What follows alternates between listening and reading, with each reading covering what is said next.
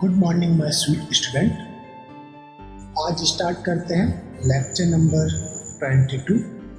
Lecture number 22 में हम study करेंगे मेटलोसिन के बारे में, और मेटलोसिन में भी हम मेजर स्टडी करेंगे फेरोसिन के बारे में। तो चलिए स्टार्ट करते हैं मेटलोसिन। मेटलोसिन किसे कहते हैं कि अगर हमारा मेटल दो कार्बन या कार्बन कंटेनिंग रिंग के बीच में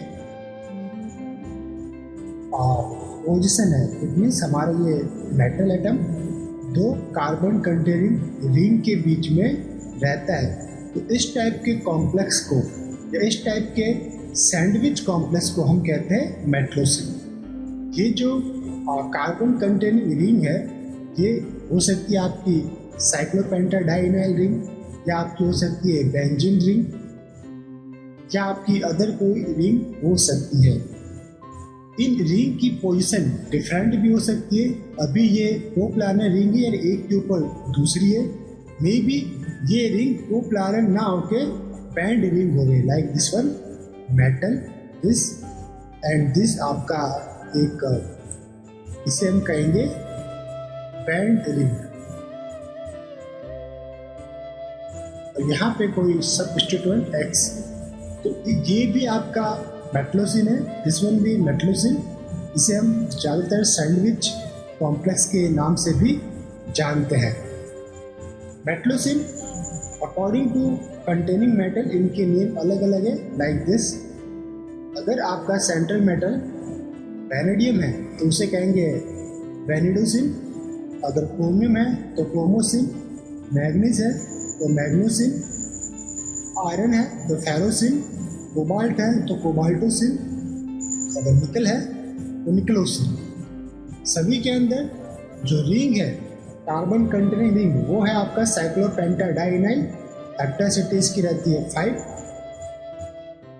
इनके total valence electron count vary करते हैं, और according to variation in total valence electron count इनकी स्टेबिलिटी भी डिफरेंट रहती है।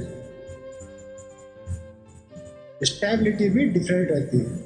In metallocene all ring are aromatic in nature, it mean जो सीपी रिंग रहती है वो एरोमेटिक नेचर में एग्जिस्ट करती है। नीचे चलते हैं। अब हमारे पास बहुत ही इंपॉर्टेंट मेटलोसिन है, जिसमें से क्वेश्चन आपका बनता ही है हर एग्जाम के अंदर। ये आपका फेरोसिन, या फिर इसका अदर नेम है बिस cyclopentadienyl iron second complex. Ferrocene को हम जस्ट इस तरह से शो कर सकते हैं। ये आपका एक cyclopentadienyl, this one iron metal, और इसकी जो पोजीशन है उससे जस्ट 60 डिग्री के एंगल में नीचे का रिंग आपका एग्जिस्ट करेगा, यानी कि आप स्टेगर्ड कंफर्मेशन कह सकते हैं, एक के ऊपर दूसरा।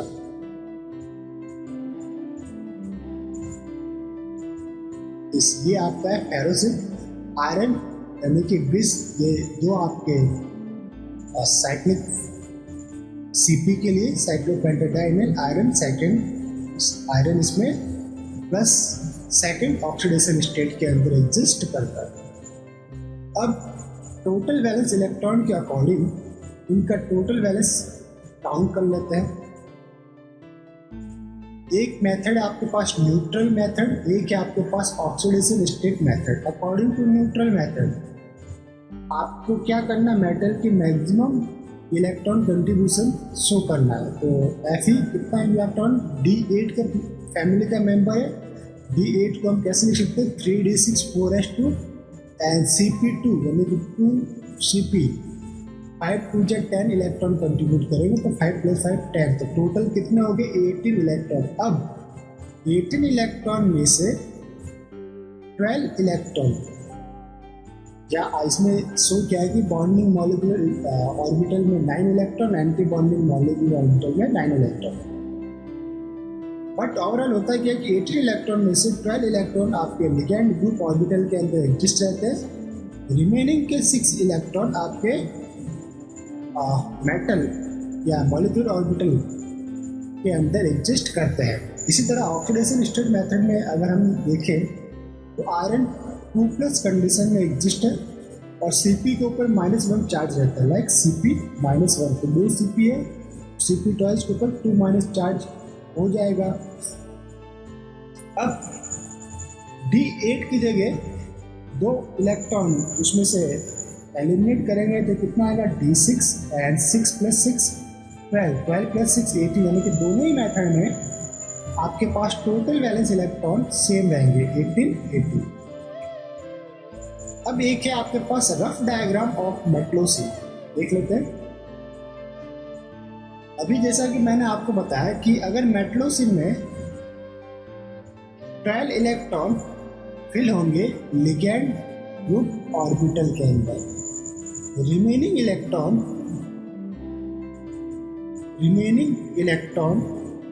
Fill in MO molecular orbitals, MO, okay.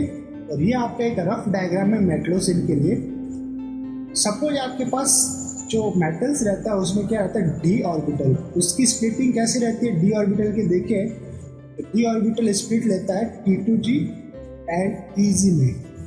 अब इस T2G को फर्दर ये लिगेंड के इफेक्ट के कारण फर्दर डिवाइड रहता है E2G में एंड A1G में, this one E2G and A1G में, और इस Eg को हम नेम कर देते E1G स्टार। E2G के अंदर ऑर्बिटल कौन से रहते हैं, dx² - y² एंड dxy, इसे हम रिप्रेजेंट करते हैं E2G। इसके ऊपर वाला ऑर्बिटल आता है आपका A1G, ये ऑर्बिटल है dz²। इसकी एनर्जी, इन तीनों ऑर्बिटल की एनर्जी लेवल्स अप्रॉक्सीमेटली सेम रहती है। फिर इसके ऊपर आता है आपका A1G स्टार, जिसके अंदर ऑर्बिटल्स है dxz, dyz, एंड देन सबसे ऊपर आएगा E2U स्टार, ऑर्बिटल्स रहेगा dx² y² star dxy star, okay. ये ऑर्बिटल कहलाएंगे आपके bonding molecular orbital, this one, and ऊपर वाले आपके कहलाएंगे एंटी बॉन्डिंग मॉलिक्यूलर ऑर्बिटल। अब इसमें हमने शो किया है, पॉइंट देख लेते हैं। 6 bonding molecular orbital 12 electron occupy करते हैं लिगैंड ग्रुप ऑर्बिटल्स के अंदर, यानी कि इसके अलावा भी ये कॉन्सेंट्रेट किया मैंने सिर्फ ऊपर वाले मॉलिक्यूलर ऑर्बिटल के बारे में, इसके अलावा भी आपके मॉलिक्यूलर ऑर्बिटल एमओ डायग्राम में होते हैं नीचे, बट वो कॉम्प्लिकेटेड है, हम उससे स्टडी नहीं कर रहे। हम इतना याद रखते हैं कि 12 इलेक्ट्रॉन या 12 बॉन्डिंग मॉलिक्यूलर इलेक्ट्रॉन के अंदर जो है वो लिगैंड ग्रुप ऑर्बिटल में ऑक्यूपाइड रहते हैं। 12 इलेक्ट्रॉन जो कि आपके लिगैंड ग्रुप ऑर्बिटल के अंदर ऑक्यूपाइड रहते हैं, ये भी आपको क्या बनाते हैं, 6 बॉन्डिंग मॉलिक्यूलर ऑर्बिटल बनाते हैं। अब रिमेनिंग के 6 electron filling in the MO diagram orbitals, कौन से, इस एमओ डायग्राम ऑर्बिटल के अंदर फिल करेंगे। तो टोटल कितने हो जाएंगे, 6 बॉन्डिंग मॉलिक्यूलर ऑर्बिटल ऑफ एल्जियोस, इलेक्ट्रॉन कंटेन करेंगे 12 electron and plus MO diagram for further electron filling. ये 12 इलेक्ट्रॉन के अलावा जो इलेक्ट्रॉन रहेंगे आपके मेटलोसिन में, तो उसकी फिलिंग हम इस डायग्राम के अंदर करेंगे, जो हमने रफली एक स्केच तैयार किया था। जस्ट 1 मिनट, ओके, माउस को इंसर्ट किया हमने।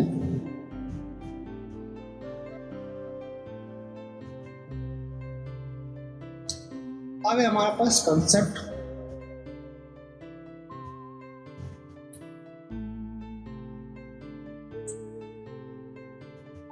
कंसेप्ट क्या है कि मेटल कार्बन बॉन्ड लेंथ कैसे वेराई करेगा।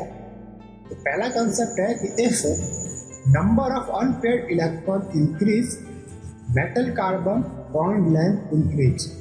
The second concept is electron goes to anti-bonding molecular orbital, then definitely bond order will be decreased and metal carbon bond length will be increased. तो आपको इस पे ध्यान देना है अनपेयर्ड नंबर ऑफ इलेक्ट्रॉन में और एंटी बॉन्डिंग मॉलिक्यूलर ऑर्बिटल के अंदर कोई इलेक्ट्रॉन फिल हो रहा है कि नहीं हो रहा, इसके ऊपर आपको ध्यान देना है। कंसेप्ट सेकंड है आपके पास बॉन्ड डिसोसिएशन एनर्जी। तो according to bond dissociation energy, अगर बॉन्ड लेंथ कम है तो बॉन्ड डिसोसिएशन एनर्जी ज़्यादा रहेगी। ये हमारे पास एक छोटा ट्रिक जिसको हम याद रखते हैं, बॉक्स μs अपॉन BBPL, यानी कि bond length inversely proportional to bond order. If number of unpaired electron increase, bond dissociation energy get decrease and metal carbon length और metal carbon length। ऐसा क्यों होता है कि अगर अनपेयर्ड इलेक्ट्रॉन इंक्रीज होंगे तो बॉन्ड ऑर्डर डिक्रीज होगा, बॉन्ड ऑर्डर डिक्रीज तो bond length increase, bond length increase तो bond dissociation energy get decrease. इसी तरह if electron present in anti bonding molecular orbital, bond order get decrease, bond strength get decrease, bond dissociation energy get decrease और metal carbon bond। ये सारे एक के ऊपर एक डिपेंडिंग करते हैं। फिर हम आ जाते हैं हमारे मेजर टॉपिक फेरोसिन। रिप्लेसन मेथड भी देखेंगे। फेरोसिन को कैसे रिप्रेजेंट करते हैं, Fe ट्वाइस, या फिर इसका स्ट्रक्चरल डायग्राम में Fe एक ऊपर Cp रिंग एक नीचे Cp रिंग और दोनों ही स्टैगर्ड फॉर्म में रहती है। ओके, स्टैगर्ड फॉर्म के अंदर एग्जिस्ट करती है। तो ये था आपका Fe ट्वाइस। अगर इसको हम आयनिक फॉर्म में लिखें तो Fe2+ and Cp twice 2-। Cp twice 2- कितने इलेक्ट्रॉन डोनेट करेंगे, एक Cp minus charge 6 electron donate करता है, तो 2Cp -2 charge 6 to 12 electron donate करेगा। और ये 12 इलेक्ट्रॉन कहाँ फिल होंगे, 6 लिगैंड ग्रुप ऑर्बिटल्स के अंदर फिल होंगे। और Fe2+ के अंदर कितने इलेक्ट्रॉन्स हैं, D6 इलेक्ट्रॉन से 6 इलेक्ट्रॉन्स, और ये 6 इलेक्ट्रॉन आपके फिल होंगे एमओ डायग्राम के अंदर। तो एमओ डायग्राम हमने जो रफली एमओ डायग्राम स्केच आउट किया था, ड्रॉ आउट किया था, तो वो देख लेते हैं। यहाँ पे था आपके पास D x² - y², D xy, D z²। Okay, और ये था bonding molecular orbital E2G and A1G E1G star. तो 6 इलेक्ट्रॉन फिल करना है, तो 1 2 3 4 5 6, तो ये आ गया आपको 6 electron fill MO diagram of ferrocene. Okay, 6 electron fill हो गए। तो अब इससे क्या कंक्लूजन निकलता है कि फेरोसिन सारे के सारे पेयर्ड इलेक्ट्रॉन है। कैसा रहेगा, डायमैग्नेटिक नेचर। मेल्टिंग पॉइंट कितना रहेगा इसका, 174 डिग्री सेल्सियस, वेरी हाई है इसलिए मोर स्टेबल है। नंबर ऑफ अनपेयर्ड इलेक्ट्रॉन कितने, 0, n = 0। मैग्नेटिक मोमेंटम कितना रहेगा इसका, 0, मोर मैग्नेट्रॉन। म्यू कैसे निकालते हैं, म्यू = n+2n रहता है नंबर ऑफ अनपेयर्ड इलेक्ट्रॉन। अब 0 है इसलिए इसका वैल्यू पूरी 0 आती है। मेटल कार्बन बॉन्ड लेंथ कितना इसमें, 206। देखिए, मेटल कार्बन बॉन्ड लेंथ जितनी डिक्रीज रहेगी उसकी स्टेबिलिटी उतनी ही ज़्यादा रहेगी। अगर हम अदर मेटलोसिन से इसके कंपेयर करेंगे तो अदर मेटलोसिन की metal carbon bond length increase रहती है फेरोसिन से, इसलिए वो more reactive and less stable रहते हैं। Ferrocene is less reactive, more stable. Okay, तो ये था इसका मेटल कार्बन बॉन्ड लेंथ, आपको याद होना चाहिए 206 picometer. And unpaired electron 0, very high stable रहते हैं, वेरी हाई इसका मेल्टिंग पॉइंट भी रहता है और हाई स्टेबल भी रहते हैं, मोर स्टेबल। ओके, थोड़ा सा इससे स्क्रीन फिट कर लेते हैं, जस्ट 1 मिनट। ओके, ठीक है, सेट हो गया बोर्ड, डिस्टर्ब हो गया था। तो अब इसे स्टार्ट करते हैं हमारा procedure for metallocene cluster type finding. तो मेटलोसिन क्लस्टर टाइप फाइंडिंग के लिए अगर आपके पास आता है कि फेरोसिन किस टाइप का क्लस्टर है, तो कैसे फाइंड करेंगे, उसका फॉर्मूला रहता है 14 × n + m = 18 × n के बराबर होना चाहिए। here n क्या रहता है, नंबर ऑफ मेटल एटम्स, और m रहता है कोई भी any number. Like 14 × n plus 2 करने पे 18 के बराबर आता है तो वो कहलाएगा आपका क्लोसो क्लस्टर। अगर 14 इंटू एन प्लस 4 आता है इक्वल्स टू 18 तो वो nido. 14 into n plus 6 equals to 18 आता है तो arachno. 14 into n plus 8 equals to 18 आता है तो वो रहेगा आपका हाइपो क्लस्टर। इसे आपको याद कर लेना है, जनरल फार्मूला है आपके पास, कोई दिक्कत नहीं। 14 into n plus n equals to 18। फिर है आपके पास 2, 4, 6 एंड 8, ये रहेगा आपका क्लोसो, नीडो, अरेक्नो और last one is hypo. Okay, one by one इसको देख लेना आपको। अब चलते हैं नीचे, फेरोसिन का क्लस्टर देख लेते हैं। फेरोसिन किस टाइप का क्लस्टर है चेकअप करते हैं। Ferrocene is a Nido cluster. कैसे पता चला? 14 इंटू 1 मेटल कितना है फेरोसिन के अंदर? फेरोसिन क्या रहता है? FeCp twice the metal n equals to 1 है तो 14 इंटू 1 42 1 जा 40 14 प्लस अब 14 में कितना ऐड करो 4 तो वो किसके इक्वल होगा? 18 इंटू 1 के तो 18 आएगा। ओके, ये फॉर्मूला था ना, 14 into n plus 1 m equals to 18 into n. N कितना 1 तो 14 into 1 plus n equals to 18 into 1 तो 14 प्लस एन इक्वल्स टू 18 तो 14 प्लस 4 इक्वल्स टू 18 तो 18 इक्वल्स टू 18 आ रहा है, इसलिए यानी कि m की वैल्यू कितने डिजिट में आ रही है? 4।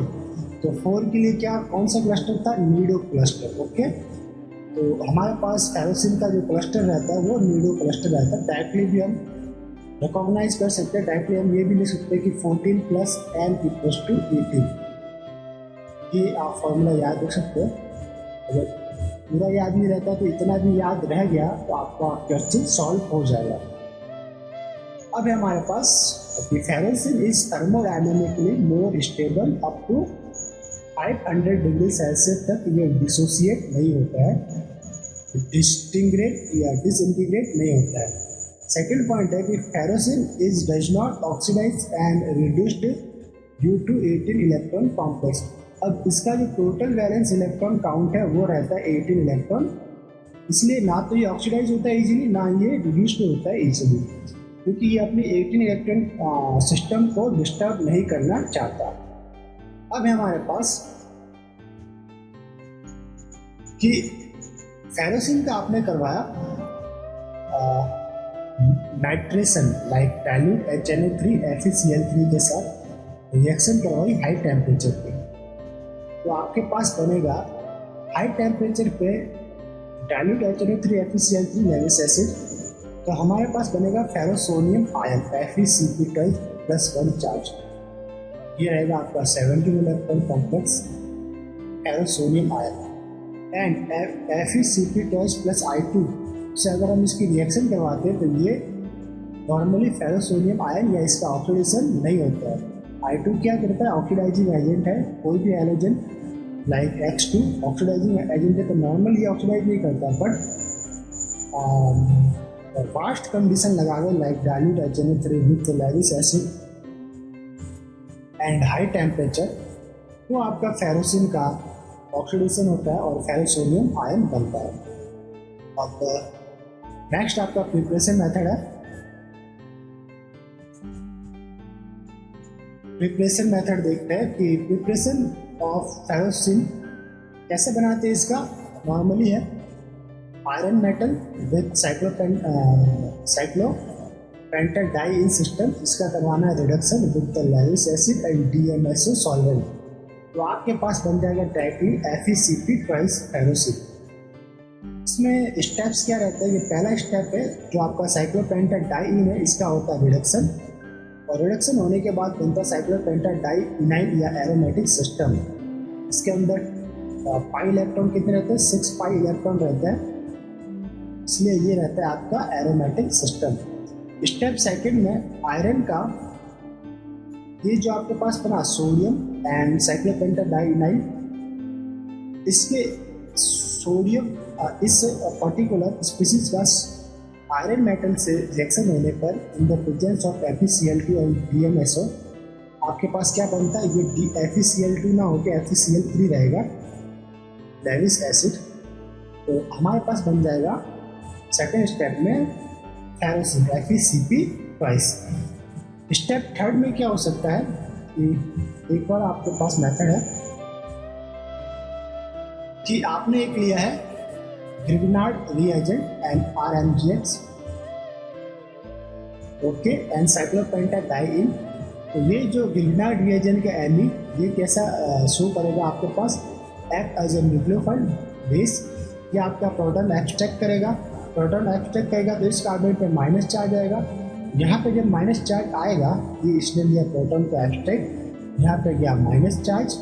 ये माइनस चार्ज को बैलेंस करने के लिए इसके साथ अटैच रहेगा MgBr, ओके। तो ये है आपके पास पॉजिटिवली, ये है नेगेटिवली। अब क्या हमने जो FeCl3 विद DMSO लिया, तो FeCl3 का Fe और 2 यूनिट ऑफ Cp माइनस आपस में कंबाइंड होकर आपको बनाएंगे ferrocene more stable orange colour के अंदर कॉम्प्लेक्स। ऐसा क्यों बनता है, क्योंकि ये मोर स्टेबल है, ओके।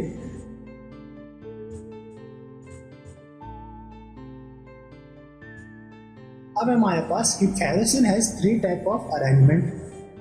कौन कौन से अरेंजमेंट होती है देख लेते हैं। एक रहती है इसकी सॉलिड फेज के अंदर, तो सॉलिड फेज के अंदर ये स्टेगर्ड अरेंजमेंट के अंदर एग्जिस्ट करते हैं। स्टेगर्ड अरेंजमेंट मीन्स कि जो आपका आयरन मेटल है उसके ऊपर 2 रिंग अटैच्ड है कोप्लानर रूप में। जो ऊपर का Cp रिंग है वो और नीचे वाले Cp रिंग के बीच में 60 डिग्री का एंगल आपको देखने को मिलेगा। जस्ट इस टाइप से ये आपके पास एक Cp रिंग है, तो सेकंड वाला Cp रिंग कैसा होगा, इस टाइप से रहेगा, ओके। और बीच में आपका आयरन मेटल। सिंपल सा है ये, सिंपल मैंने ड्रॉ करके बताया, आपके पास यहाँ पर ड्रॉ किया हुआ है। गैसेस फेज के अंदर ये इक्लिप्स्ड फॉर्म में रहता है। इक्लिप्स्ड फॉर्म मीन्स जैसा ऊपर वाला रिंग है वैसा का वैसे इस पोजीशन में नीचे वाले रिंग एग्जिस्ट करती है। एक दूसरे के ऊपर ये कह सकते हैं आप कि अध्यारोपित होती है, एक दूसरे के ऊपर आप इसे ढक सकते हैं। एक रिंग के ऊपर दूसरा रिंग अगर हम इसको रखें तो नीचे वाले रिंग आपको बिल्कुल दिखाई नहीं देगी, उसको कहेंगे अध्यारोपित होना। तो इसका पॉइंट ग्रुप रहता है D5H और स्टेगर्ड फेस का स्टेगर्ड कंफर्मेशन का पॉइंट ग्रुप रहता है D5D। Staggered means D5D, eclipsed mean D5H। और एक है आपका स्क्यू कंफर्मेशन जिसके अंदर ऊपर वाले रिंग और नीचे वाले रिंग के बीच में जस्ट 30 डिग्री का एंगल आपको देखने को मिलता है। तो ये रह गया आपका D5 कंफर्मेशन, D5 इसका पॉइंट ग्रुप रहता है। अब नीचे आते हैं, इसको हम इंग्लिश में कहते थे सुप्रीम पोजिबल, यानी कि ऊपर वाले रिंग नीचे वाले रिंग के साथ सुप्रीम पोज हो जाती है, एक रिंग के कारण दूसरी रिंग दिखाई नहीं देती। अब यहाँ पर एक staggered conformation required more energy compare to exclude, क्योंकि स्टेगर्ड कंफर्मेशन मोर स्टेबल रहता है, रिपल्सन इसके अंदर कम रहता है, ओके। और इक्लिप्स्ड फॉर्म में क्या होता है, रिपल्सन ज़्यादा होता है, इसलिए वो इसे रोटेट करने के लिए लेस एनर्जी रिक्वायर्ड रहती है। अब है हमारे पास electrophilic aromatic substitution reaction of ferrocene, तो हाईलाइट करते हैं इसे। Electrophilic aromatic substitution reaction, ferrocene show करते हैं electrophilic aromatic substitution reaction, but does not show nucleophilic addition reaction. आपके पास इलेक्ट्रोफाइल का इसके ऊपर एडिशन हो सकता है, बट न्यूक्लियोफाइल का एडिशन नहीं हो सकता। क्यों? इलेक्ट्रोफाइल का एडिशन क्यों होता है, देखते हैं। ये है आपके पास एक बेंजीन, ये है आपके पास असाइल क्लोराइड। अब इलेक्ट्रोफिलिक एरोमेटिक सब्स्टिट्यूशन रिएक्शन के अकॉर्डिंग अगर मैं लेविस एसिड यूज करता हूँ AlCl3, तो इस बेंजीन के ऊपर इसका एडिशन होगा। AlCl3 ओवरऑल क्या करेगा, Cl को Cl को एक्सेप्ट करेगा Cl माइनस को, तो ये बनेगा आपके पास acyl cation R double bond O plus charge, और फिर इसका एडिशन होगा बेंजीन के ऊपर और फिर बन जाएगा ये आपके पास इस टाइप की स्पीसीज, बोल सकते हैं आप इसे बेंजीन कीटोन। ओके, तो ferrocene shows electrophilic addition reaction but does not show nucleophilic addition reaction. देख लेते कैसे। हमारे पास this one is ferrocene starting material, ये मिथाइल लिथियम एक बेस हो गया। मिथाइल क्या करेगा, मिथाइल लिथियम का जो एमी है, एमी माइनस कंडीशन में, ये प्रोटॉन एक्सट्रैक्ट करेगा तो इसके ऊपर आएगा माइनस चार्ज, यहाँ पे शिफ्ट हो जाएगा, ये हो गया माइनस चार्ज यहाँ, और इसे बैलेंस करने के लिए लिथियम प्लस आ गया। ठीक, अब ये जो माइनस चार्ज है वो क्या करेगा, इलेक्ट्रोफाइल एक्सेप्ट करेगा। हमने इलेक्ट्रोफाइल लिया है मिथाइल आयोडाइड, इसके ऊपर गया, मिथाइल के ऊपर ये अटैक करेगा, आयोडाइड आपका बाहर, तो आपका बन गया दिस मिथाइल इस पोजीशन के ऊपर ऑक्यूपाई हो गया, तो ये हो गया आपका इलेक्ट्रोफिलिक एडिशन रिएक्शन। ओके, तो आपका बन गया प्रोडक्ट। अब है हमारे पास एक न्यू रिएक्शन फेरोसिन, रिएक्शन करवाई एन ब्यूटाइल लिथियम से and in the presence of TMEDA जो कि किनेटिक लिगेंड है। ये क्या करेगा, आपके एन ब्यूटाइल लिथियम ये इसकी तरह काम करेगा, इस पोजीशन से H और इस पोजीशन से H, इन दोनों ही H को ये रिमूव करेगा और यहाँ पे दोनों ही जगह आपका किनेटिक लिगेंड आके इसे स्टेबलाइज करेगा। लिथियम आयन यहाँ पे रहेंगे, ये रहेंगे आपके माइनस चार्ज, और ये है आपके पास प्लस चार्ज, इसे स्टेबलाइज कर रहा है। अब हमने किसी इलेक्ट्रोफाइल को लिया like to PPH2Cl, phosphide ligand है ये, इसे हमने लिया तो ये माइनस यहाँ पे अटैक करेगा, Cl बाहर। इसी तरह माइनस सेकेंड वाले फॉस्फाइड पे अटैक करेगा और Cl बाहर, तो आपके पास जो कॉम्प्लेक्स बनेगा दिस वन फेरोसिन, इस पोजीशन पे PPH2, इस पोजीशन पे PPH2, ये बनेगा आपका प्रोडक्ट। ओके, अब आपके पास एक जनरल स्टडी या कंपैरेटिव में स्टडी करेंगे। हमारे पास है स्टार्टिंग मटेरियल फेरोसिन, फेरोसिन की ये रिएक्शंस है। अब स्टार्टिंग मटेरियल फेरोसिन की अगर मैंने लेविस एसिड की प्रेजेंस में असाइल क्लोराइड से रिएक्शन करवाई तो हम हमको क्या देखने को मिलेगा, इलेक्ट्रोफिलिक सब्स्टिट्यूशन रिएक्शन इस रिंग के ऊपर, इस पोजीशन के ऊपर, तो यहाँ पे असाइल ग्रुप ऐड हो जाएगा। ओके, अब फर्दर अगर मैं असाइल क्लोराइड से इन द प्रेजेंस ऑफ PlCl3 इस रिएक्शन को जारी रखता हूँ तो हमारे पास जो असाइल ग्रुप ऐड होगा वो कौन से पोजीशन या कौन से रिंग के ऊपर ऐड होगा, नीचे वाले रिंग के ऊपर ऐड होगा। ऐसा क्यों, क्योंकि ऊपर वाले रिंग के ऊपर असाइल या कार्बोनिल ग्रुप अटैच होने के कारण ऊपर वाले रिंग के ऊपर इलेक्ट्रॉन डेंसिटी कम है, और इलेक्ट्रोफिलिक सब्स्टिट्यूशन रिएक्शन कहाँ पे प्रोसीड होती है, जहाँ पे इलेक्ट्रॉन डेंसिटी ज़्यादा रहती है।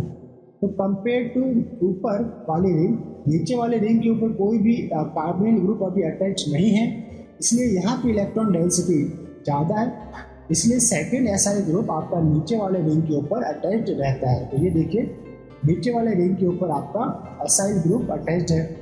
ओके, ये था इसका इलेक्ट्रोफिलिक सब्स्टिट्यूशन रिएक्शन का एक टाइप। अगर मैं इसका नाइट्रेशन करवाता हूँ इन the presence of N2O5, N2O4 या फिर NO2 की प्रेजेंस में, तो हमारे पास इसके ऊपर वाले रिंग के इस पोजीशन पे नाइट्रो ग्रुप ऐड होगा। अब इस नाइट्रो ग्रुप का हम क्या करवा सकते हैं, फर्दर रिडक्शन करवाने के लिए नाइट्रो ग्रुप का रिडक्शन करवाते हैं।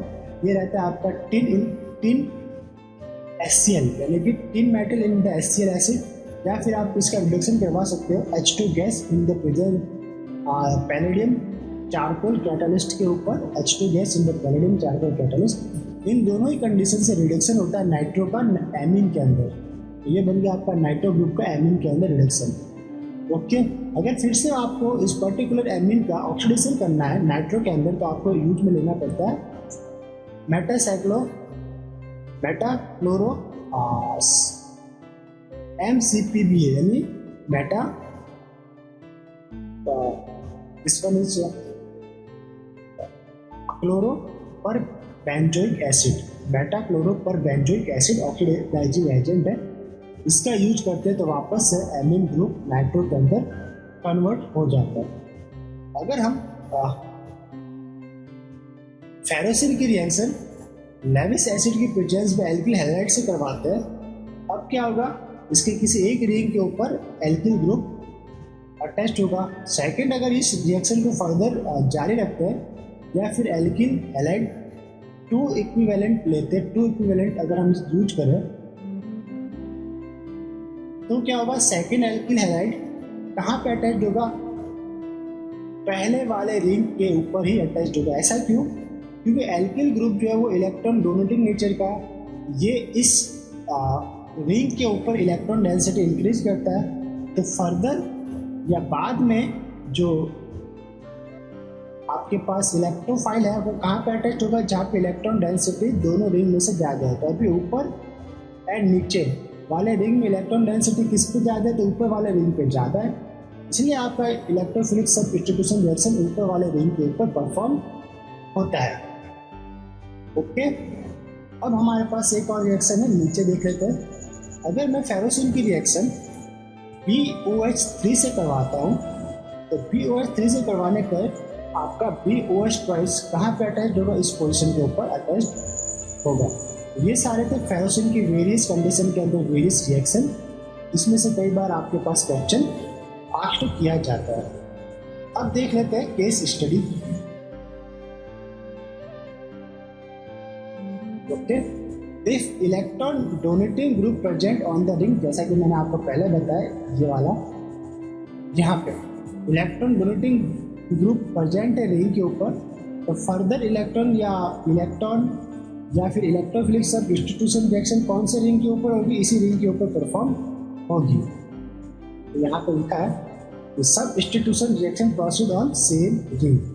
Okay, electron donating group present, तो substitution reaction proceed on same ring. अब सेकंड पॉइंट है, if electron withdrawing group present on the ring, substitution reaction proceed on the different ring like this one, जो हमने SI group के लिए पढ़ा था। अगर यहाँ पे इलेक्ट्रॉन विथड्रॉइंग ग्रुप है तो सेकंड एसआई ग्रुप नीचे वाले रिंग के ऊपर जाके अटैच्ड होता है।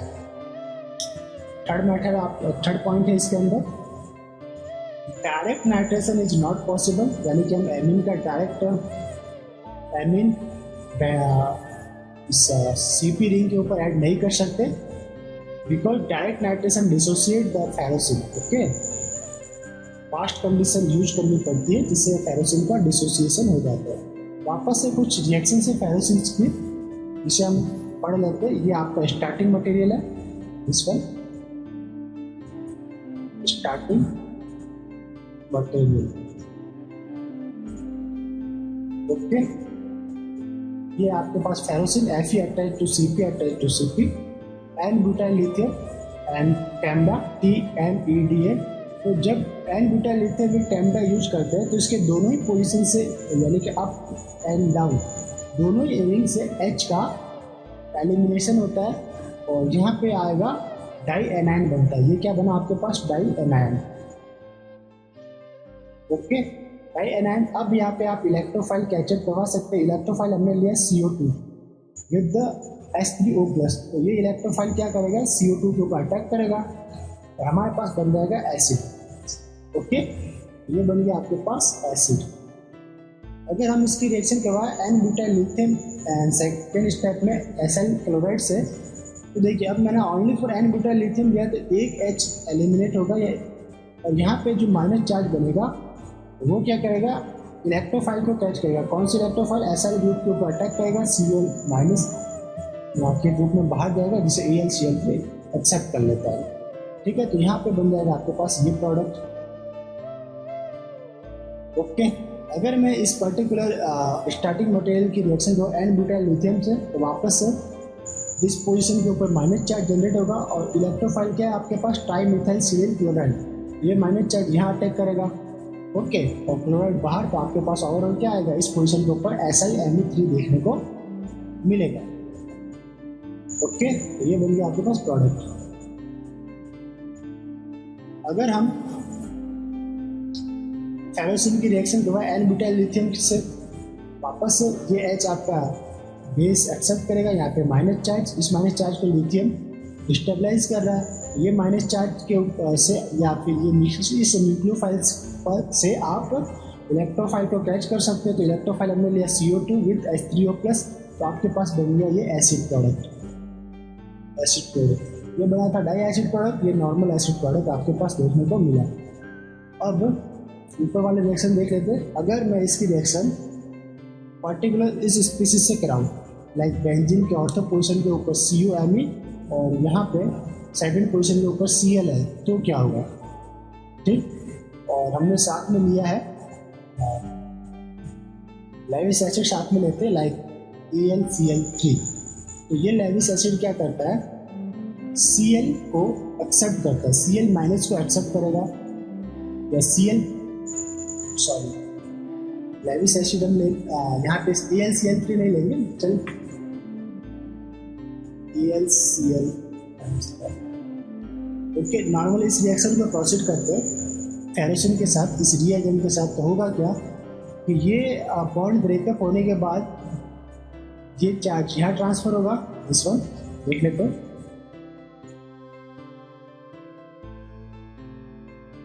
यहाँ पे हमको लेना पड़ता है AlCl3 सही में। आपको लेविस एसिड लेना पड़ेगा, यहाँ पे क्यों लेना पड़ेगा देख लेते हैं। आपने लिया लेविस एसिड AlCl3। ओके, सबसे पहले ये क्या करेगा कि यहाँ पे जो माइनस चार्ज जनरेट होगा, या ये एक्ट एज ए न्यूक्लियोफाइल, तो ये अटैक करेगा आपके यहाँ पे कार्बोनिल पे, ठीक है। कार्बोनिल पे अटैक करने के कारण आपका सम इस टाइप से रहेगा, और ये आपका जो पैफी से जो माइनस चार्ज था वो यहाँ पे अटैक किया, ये बॉन्ड ओपन, यहाँ पे माइग्रेट हुआ वापस, ये नीचे क्लोज हुआ, ये बॉन्ड एलिमिनेट हो जाएगा। और ये एलिमिनेट होके कहाँ पे आएगा, ये बॉन्ड यहाँ शिफ्ट होगा और Cl माइनस, तो जो Cl माइनस आएगा उसे AlCl3 एक्सेप्ट करके AlCl4 बना लेगा। और ये पर्टिकुलर स्पीसीज जो है बेंजीन से अभी किसमें चेंज हो जाएगी, बेंजाइन में। ओके, तो हमारे पास बेंजाइन भी क्रिएट होगा और ये पर्टिकुलर फेरोसिन डेरिवेटिव भी आपको देखने को मिलेगा, ठीक। ये पार्ट अलग है। अगर मैं इसकी रिएक्शन इस पर्टिकुलर रिएजेंट से करवाता हूँ इन the presence of Lewis acid, तो मेरे क्या देखने को मिलेगा, बस यहाँ पे ये चेंज है, यहाँ पे CuMe था, यहाँ पे क्या है CuCl है, बस यही इतना चेंज होगा, बाकी बेंजाइन भी देखने को आपको मिलेगा। ओके, अब इस पर्टिकुलर फेरोसिन की डेरिवेटिव फेरोसिन की टर ब्यूटॉक्साइड पोटेशियम टर ब्यूटॉक्साइड H2O से रिएक्शन कराओ, तो ये क्या करेगा, पोटेशियम टर ब्यूटॉक्साइड H2O का H एक्सेप्ट करके OH माइनस न्यूक्लियोफाइल जनरेट करेगा। ये OH माइनस न्यूक्लियोफाइल CuCl के ऊपर अटैक करेगा, तो CuCl पे अटैक करने के कारण Cl बाहर जाएगा और OH यहाँ पे आके सब इंस्टीट्यूट होगा और आपके पास बन जाएगा एसिड प्रोडक्ट। तो इस टाइप से ये रिएक्शन प्रोसीड होती है फेरोसिन की रिएक्शन से। ये अब हमारे पास अदर कि अगर हम फेरोसिन की एक रिंग को रिप्लेस करें बेंजीन रिंग से तो क्या होगा, लाइक ये हमारे पास स्टार्टिंग मटेरियल है। ओके, दिस वन फेरोसिन, इसकी हमने रिएक्शन करवाई बेंजीन से इन the presence of Lewis acid AlCl3। तो क्या होगा, आपका एक फेरोसिन CP रिंग इस रिप्लेस होगा बेंजीन रिंग से और कॉम्प्लेक्स के ऊपर +1 चार्ज आएगा 18 इलेक्ट्रॉन को कॉम्प्लेक्स को बनाए रखने के लिए। कैसे, देखिए ये Fe है, इसकी कैपेसिटी 6, इसकी कैपेसिटी 5 और कॉम्प्लेक्स के ऊपर +1 चार्ज। तो इलेक्ट्रॉन काउंट करते हैं, कैपेसिटी 6 तो 6 इलेक्ट्रॉन, आयरन 8 इलेक्ट्रॉन डोनेट करता है, CP रिंग 5 इलेक्ट्रॉन और +1 चार्ज है तो -1 करना पड़ेगा। ऐड कर लीजिए 8 + 6 कितने हो गए, 14, 14 + 5 19, 19 - 1 18। ओके, इसी तरह इस फेरोसिन की रिएक्शन आप करवाते हो H2SO4 से। H2SO4 एसिड है, H+ आयन आएगा, ये H+ किसके साथ अटैच करेगा, मेटल के साथ, ना कि रिंग के ऊपर जाके अटैक करेगा। तो ये मेटल के साथ जाके अटैचमेंट होगा और ओवरऑल कॉम्प्लेक्स के ऊपर +1 चार्ज देखने को मिलेगा। H+ का CP रिंग के ऊपर एडिशन नहीं होगा, ये कोई प्रोडक्ट नहीं बनेगा। तो ये क्रॉस है, ये प्रोडक्ट आपको देखने को मिलेगा Fe attach to Cp attach to H और कॉम्प्लेक्स ग्रुप का प्लस चार्ज, और ओवरऑल ये 18 इलेक्ट्रॉन सिस्टम है। इसे कहते हैं direct protonation to metal process, क्या कहते हैं डायरेक्ट प्रोटोनेशन। अब हमारे पास है कुछ इस पर्टिकुलर स्टार्टिंग मटेरियल जो हमारे पास बनाई, इसमें हमारा Fe की एक ring Cp ring benzene ring से रिप्लेस है। इसकी रिएक्शन हमने करवाई सोडियम बोरोहाइड्रेट से, तो जो न्यूक्लियोफाइल है वो है हमारे पास H minus. According to DGM rule, जब भी 18 इलेक्ट्रॉन सिस्टम के ऊपर न्यूक्लियोफाइल अटैक करवाना होता है तो वो डीजीएम रूल के अकॉर्डिंग अटैक करता है। तो according to DGM rule, old cyclic system and even cyclic system में से किसके ऊपर पहले अटैक होगा, तो इवन साइक्लिक सिस्टम के ऊपर न्यूक्लियोफाइल जाके पहले अटैक करेगा। तो जो मीटा 6 कॉम्प्लेक्स है उसके ऊपर जाके ये इलेक्ट्रोफाइल अटैक करेगा। तो यहाँ पे जो इसकी हैपेसिटी 5 है वो किसमें हैपेसिटी जो 6 है वो चेंज हो जाएगी हैपेसिटी 5 में। कॉम्प्लेक्स के ऊपर जो प्लस चार्ज था वो न्यूट्रलाइज हो जाएगा और ये 18 इलेक्ट्रॉन सिस्टम आपके पास जनरेट करेगा। इसी तरह अगर मैं इस न्यूक्लियोफाइल सोडियम साइनाइड लूँ, यहाँ पे बनेगा साइनाइड न्यूक्लियोफाइल, अटैक करेगा आपके पास according to DGM rule even cyclic ring के ऊपर ये अटैक होगा और आपके पास हैपेसिटी 6 to 5 के अंदर कन्वर्ट होगा। इसी तरह लिथियम एल्यूमिनियम हाइड्राइड का यूज करता हूँ, तो यहाँ से आएगा आपके पास न्यूक्लियोफाइल H माइनस, C6H6 के ऊपर ये अटैक करके बनाएगा आपके पास C6H7 और इसकी हैपेसिटी रहेगी मीटा 5 18 इलेक्ट्रॉन सिस्टम। इसी तरह सोडियम मेथॉक्साइड अगर हम यूज लेते हैं तो यहाँ पे न्यूक्लियोफाइल रहेगा मेथॉक्साइड, अटैक करेगा बेंजीन रिंग के ऊपर और आपके पास कॉम्प्लेक्स आएगा 18 इलेक्ट्रॉन सिस्टम। तो ये थी कुछ इस पर्टिकुलर फेरोसिन डेरिवेटिव्स की रिएक्शंस। अब नीचे देखते हैं, आपके पास है एक फेरोसिन डेरिवेटिव लाइक FeCpCO2 और 2, ओवरऑल ये 2 यानी कि ये डाई न्यूक्लियर फेरोसिन है। इसका हमने करवाया सोडियम से रिडक्शन, तो मेटल मेटल बॉन्ड फ्ली होगा और आपके पास बनेगा 2Na FeCpCO2। ये बन गया आपके पास मेटल कार्बोनिलेट। क्या बन गया? कार्बोनिलेट। इस कार्बोनिलेट के से आपको इलेक्ट्रोफाइल कैचअप करवा सकते हो। इलेक्ट्रोफाइल लिया मैंने मिथाइल आयोडाइड, कि इसके ऊपर अटैक, मिथाइल आयोडाइड बाहर, तो आपके पास प्रोडक्ट बना FeCpCO2Me। ये कैसा था? 18 इलेक्ट्रॉन सिस्टम है अभी भी आपके पास। अब नेक्स्ट स्टेप में क्या होगा, इस मिथाइल का CO के ऊपर माइग्रेट होगा, 18 इलेक्ट्रॉन सिस्टम किसके अंदर जाएगा? 16 इलेक्ट्रॉन के ऊपर। फिर आपके पास लिगेंड PPH3 का एडिशन होगा या इंसर्शन होगा, तो 16 इलेक्ट्रॉन सिस्टम किसमें कन्वर्ट हो जाएगा? 18 इलेक्ट्रॉन सिस्टम के अंदर। तो यही है आपके पास ओवरऑल क्या बना, 2 CO में से एक CO पे H दिस रहेगा Fe और एक CO के ऊपर Me माइग्रेट हुआ तो वो बन गया आपका असाइड ग्रुप COMe, और PPH3 यहाँ पे आके इंसर्ट हो गया तो आपके पास 18 इलेक्ट्रॉन कॉम्प्लेक्स बना। अगर मैं इस पर्टिकुलर स्टार्टिंग मटेरियल की ऑक्सीडेशन कराऊँ Br2 से तो भी मेटल मेटल बॉन्ड फ्ली होगा और आपको मिलेगा 2 FeCpCO2Br। अब मैं इसकी रिएक्शन कराऊँ या इसका रिडक्शन करवाओ लिथियम एल्यूमिनियम हाइड्राइड से H माइनस, ये क्या करेगा? सिंपली मेटल के ऊपर अटैक करके Br को बाहर निकालेगा, तो हमारे पास बन जाएगा FeCpCO2H मेटल हाइड्राइड कॉम्प्लेक्स।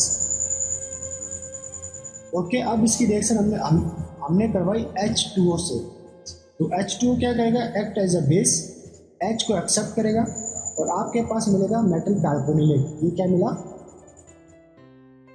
कार्बोनिलेट। अब कार्बोनिलेट की रिएक्शन हम किसी इलेक्ट्रोफाइल से करवाएंगे लाइक C2H5Br, ये यहाँ पे अटैक, Br बाहर, आपके पास हमारे पास बन गया FeCpCO2C2H5।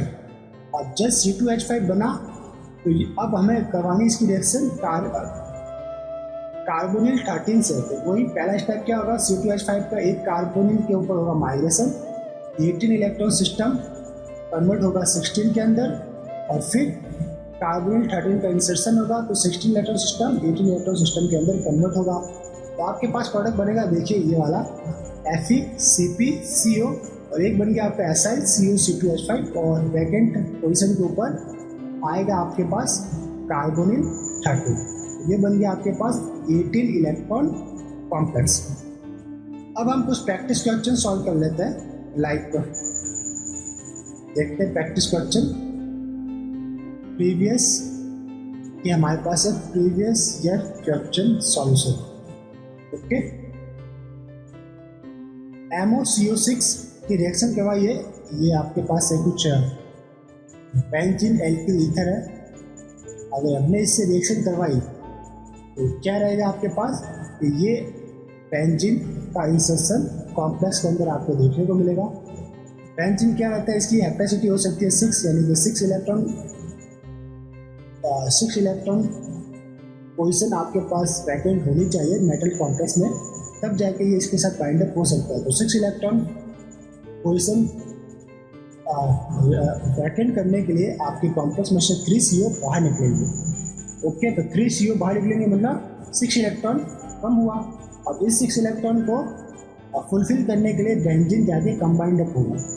ये देखिए, अब आया molybdenum attach to CO3 attach to this one benzene OR beta 6 manner के अंदर ये अटैच्ड है 18 इलेक्ट्रॉन सिस्टम में। अब मैंने इसकी रिएक्शन किया साइक्लोपेंटाडाइन से।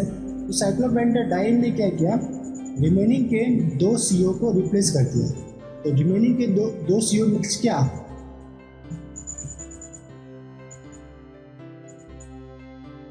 ओके, अब रिमेनिंग के 2 CO क्या मतलब, आपके पास ये आ गए, ये 2 CO बाहर निकले तो 4 इलेक्ट्रॉन की कमी है। इस 4 इलेक्ट्रॉन को CP कैपेसिटी 4 के द्वारा बैलेंस करेगा। तो आपके पास क्या बनेगा, molybdenum attach to carbonyl attach to CP capacity 4 attach to benzene capacity 6। Okay, total valence electron अभी भी कितना, 18 इलेक्ट्रॉन है।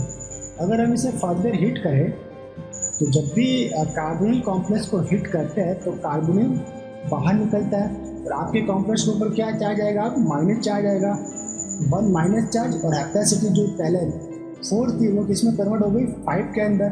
और आपके पास क्या बन गया, 18 इलेक्ट्रॉन कॉम्प्लेक्स। कैसे चेक कर लेते हैं एक बार, लाइक 5 है कैपेसिटी, तो 5 electron plus molybdenum 6 electron plus benzene 6 electron plus -1 charge, तो 1 इलेक्ट्रॉन। कितने हो गए, 6 and 6 12, 5 and 1 6 and 6 and 12, 18 electron system के अंदर ये कन्वर्ट हो गया। फिर देख लेते हैं हम, ये है आपके पास sodium MoCpCO3 plus CH2 double bond CH2 bond CH2 Br। Okay, अब हमें क्या देखना है, ये पर्टिकुलर हमारे पास है कार्बोनिलेट। क्या है, कार्बोनिलेट। तो सोडियम है, सोडियम प्लस चार्ज है, तो प्लस चार्ज को बैलेंस करने के लिए इस कॉम्प्लेक्स के ऊपर क्या रहेगा, माइनस चार्ज रहेगा। ये प्लस चार्ज है तो ये माइनस चार्ज है तो कार्बोनिलेट है। ये माइनस चार्ज यहाँ अटैक करेगा, इस वन यहाँ जाएगा, या फिर इसे SN1 प्राइम की तरह देखो तो ये यहाँ अटैक करेगा, ये डबल बॉन्ड यहाँ का और ये बाहर है। तो हमारे पास बना MoCpCO3 और ये इस वन 1 2 3 कार्बन, तो ये अलाइन ग्रुप। ओके, अब ये क्या है, बीटा 1 है, हिट करोगे तो एक CO बाहर जाएगा, और ये अलाइन ग्रुप की कैपेसिटी जो 1 है वो किसमें चेंज हो जाएगी, 3 में।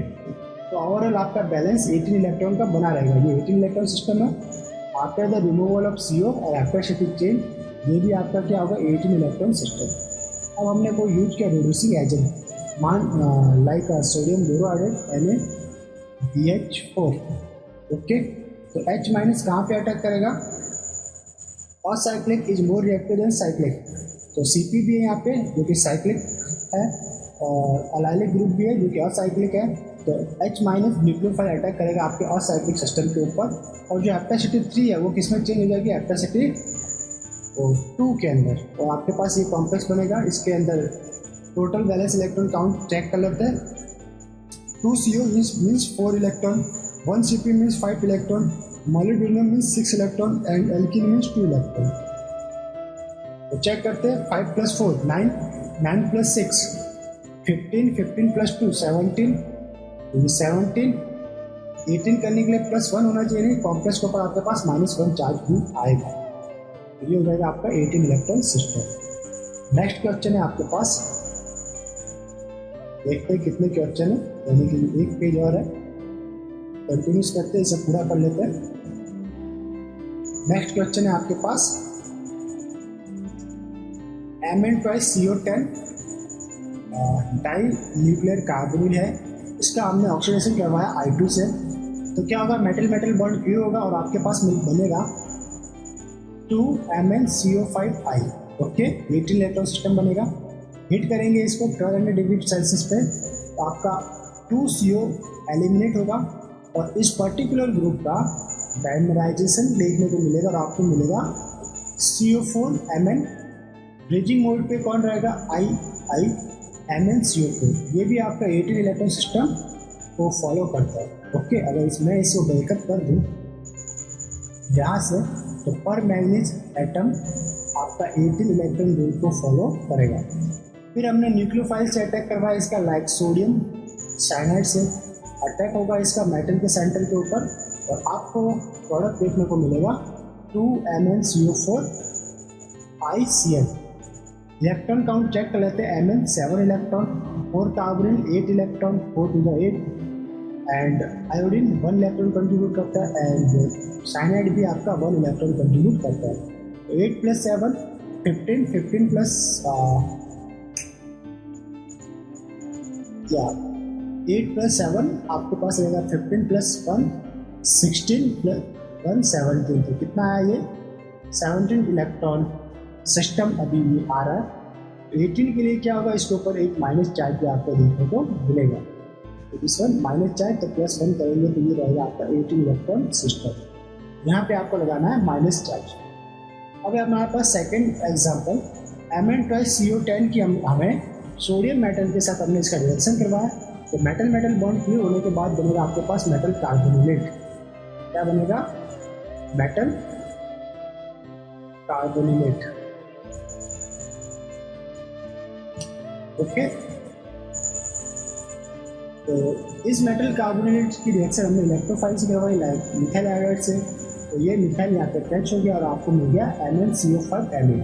इलेक्ट्रॉन काउंट चेक कर लेते हैं, Mn 7 electron, 5 carbonyl 10 electron and 1 methyl 1 electron, तो 10 + 7 17 + 1 18 इलेक्ट्रॉन है। स्टेबल कॉम्प्लेक्स आपको देना। अब इस पर्टिकुलर कॉम्प्लेक्स की रिएक्शन हमने करवाई PPH3 से, तो क्या होगा, पहले कि 18 इलेक्ट्रॉन सिस्टम कन्वर्ट होगा 16 इलेक्ट्रॉन में। कैसे, ये मिथाइल कार्बोनिल के ऊपर माइग्रेट होगा और आपके पास बनेगा एसाइल ग्रुप। फिर ये 16 इलेक्ट्रॉन कॉम्प्लेक्स PPH3 को इंसर्ट करके किसमें कन्वर्ट होगा, PPH3 को इंसर्ट करके और 18 इलेक्ट्रॉन सिस्टम के अंदर कन्वर्ट होगा, लाइक दिस। ये आपके पास प्रोडक्ट आएगा MnCO4 COCH3 PPH3, और वापस से आप इसको हीट करोगे तो एक CO बाहर जाएगा।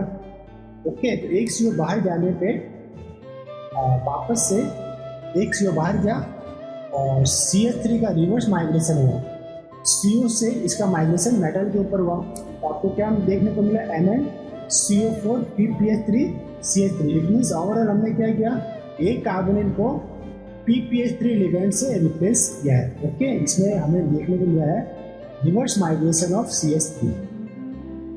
नेक्स्ट आपके पास क्वेश्चन है Mn2CO10, सोडियम मेटल से आपने इसका रिडक्शन करवाया, तो आपके पास बना मेटल कार्बोनेट कॉम्प्लेक्स, तो बना आपके पास कार्बोनिलेट। ओके, अब इसकी रिएक्शन करवाई आपने HCl क्लोराइड से, देखिए यहाँ पे अटैक Cl बाहर किया, तो आपको बना MnCO5COR। ओके, फिर आपने इसे फर्दर हीट किया, हीट करेंगे तो क्या होगा, एक CO आपका बाहर निकलेगा और रिवर्स माइग्रेशन होगा R का असाइल ग्रुप से मेटल के ऊपर, और आपको मिलेगा MnCO5R कॉम्प्लेक्स। 18 इलेक्ट्रॉन कॉम्प्लेक्स है ये। ओके, अब हमारे पास है कुछ फेरोसिन की रिएक्शंस जो एग्जाम में पूछी गई थी, जस्ट प्रैक्टिस के लिए देख लेते हैं। ये आपके पास फेरोसिन,